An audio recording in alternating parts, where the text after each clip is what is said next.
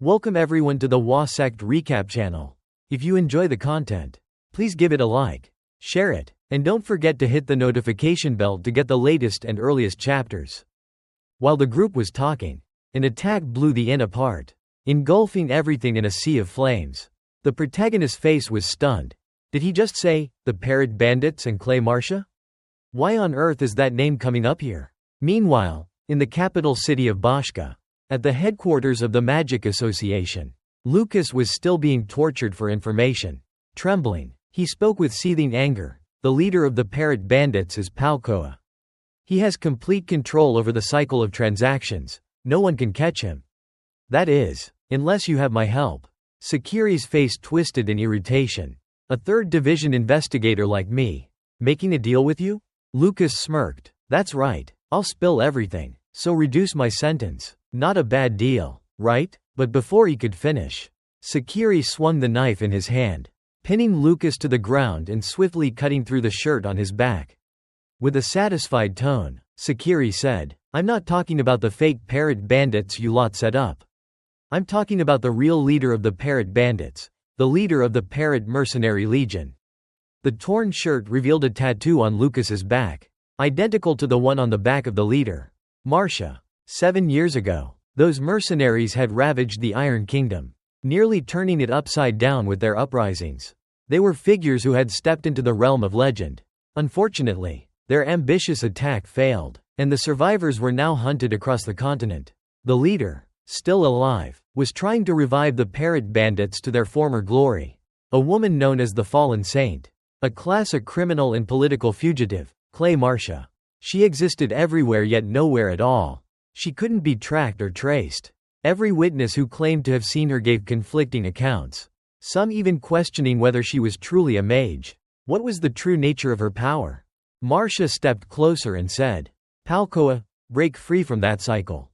Instantly, Palkoa slammed his head against the table, startling the surrounding soldiers and Gis.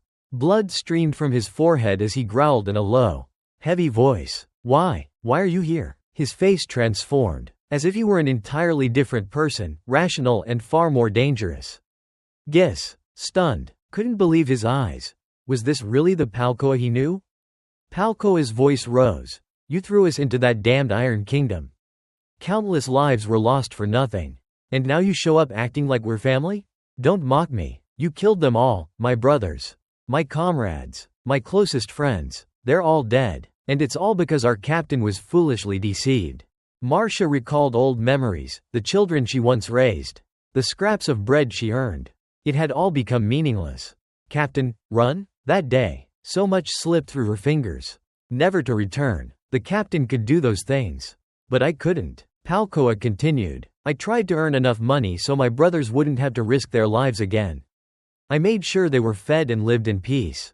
Before he could finish, Marcia gently placed a hand on his shoulder and said, Do you really hate me that much?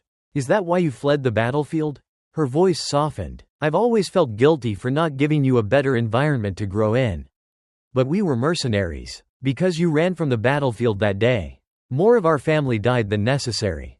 Her gaze turned icy. Do you understand now? The one who endangered and killed our family and friends was you. Palkoa's face froze, speechless. On the battlefield or in the real world, you've always been a coward. Palkoa, all you ever do is run to save your own skin. Marcia then glanced at the terrified Gis. Who's this kid? Palkoa replied slowly. I called him here to find some people. He's got nothing to do with you. Captain, is that so? Marcia smirked. I think otherwise. This kid's connected to that blonde brat, Sharon, isn't he? Palkoa stammered in shock. How do you? She laughed. You think I wouldn't know the name of the kid who destroyed your trade caravan? So I was right. His name is Sharon. Honestly, you've been far too lenient with them. You even saved someone like this?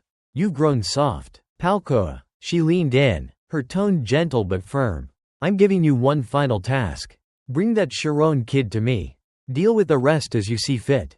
As she spoke, Gis leapt through the window and escaped, leaving only faint ripples on the calm lake's surface. That kid's got some guts, Marcia said, lighting her pipe with a calm smile. Go after him. And so, the situation led to the present. A subordinate unleashed a barrage of magic bullets at the group's inn, causing the explosion. He and his men stood on a distant rocky outcrop, watching the flames consume everything. His eyes narrowed cautiously. Once they confirmed no one was left, they turned and left. The inn was now a blazing inferno. On a nearby mountain, the group had narrowly escaped the surprise attack. Luckily, no one was injured, though some clothes were singed. Tess and Ryan squinted with worry. But the protagonist, seasoned in such matters, stared at the retreating figures and thought to himself, Clay Marcia. Why me?